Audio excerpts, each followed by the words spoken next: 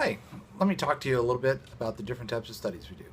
We've already done a bunch of what we call orchestrated studies. Orchestrated studies are where we actually have to reach out to the teacher and explain to the teacher the details of the design and have them actually do special things in their classroom because of it. For instance, we did one study where we wanted to actually see the different ways teachers went over feedback inside the assessment system. That is, do they go over feedback actually more effectively if they have data on how their kids did versus not? So for that study, we had to actually work with the teacher and actually make things be quite different. I actually had to pull half the children out of the class, bring them down to the computer lab, distract them with actually an activity while the teacher went over her homework actually in this one way, and then we actually had to swap the kids back. That's a lot of work for us.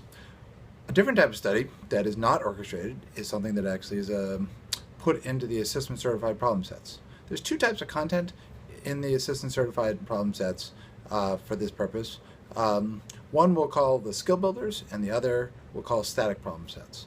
Static problem sets have a fixed number of questions. The skill builders are very popular, and one of the great things about actually putting them into actually the assessment certified problem sets is they'll get used widely. Anytime actually anyone comes to actually use your topic, whatever topic we give you, if it's Pythagorean theorem or square roots or adding whole numbers, anyone who actually comes and gets it will actually be using it. They will have no options.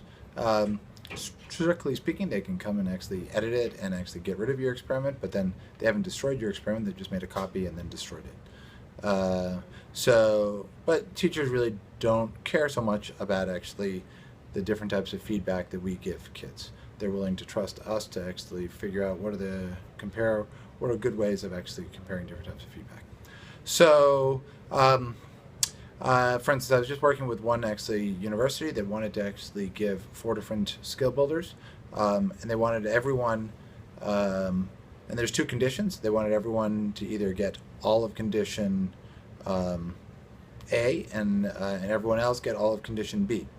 That's hard to do because that actually means we actually have to get the teacher to individually assign these 2 different actually skill builders, and they're 2 different skill builders, and then they have to actually click and actually each kid in their class and assign them differently.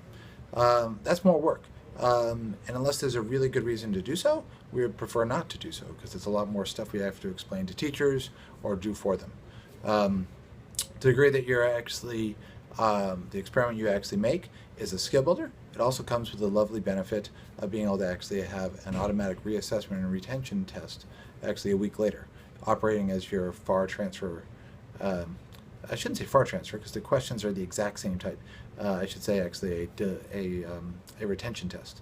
So in terms of actually kind of hitting on actually robust learning, a retention test and being able to see that your conditions hold up a week later has some very nice properties for scientific purposes, obviously. There's also actually problem sets that are not skill builders but would put in the assessment certified problem sets, but mostly organized by Common Core state standards, where there will be a fixed number of questions. It's harder to get people to go do those because actually skill builders have a nice property of actually kids keep working on them until they reach some threshold of correctness. And so teachers don't have to think too deeply about how kids do, as long as they all kind of actually eventually got it correct in some reasonable period of time. They don't have to think too deeply about it. The static problem sets, if everyone's going to do X number of problems, maybe X is 5, there's 5 problems, teachers got to go look at that. One thing is it's easy to game actually a static problem set. A kid can just actually click through the hints or just type garbage, and so that has some downside. And so if you're sitting here trying to design your study and you're thinking about what type of study do you actually want to do, you got these basically big 3 options. Skill builders come with ours. Secondly, a static problem set that is actually fixed same number of actually questions, but actually with your conditions built into it. And then thirdly, and probably most actually expensively for us from our perspective, is when we actually have to really orchestrate something. Those are the 3 types. Have fun designing and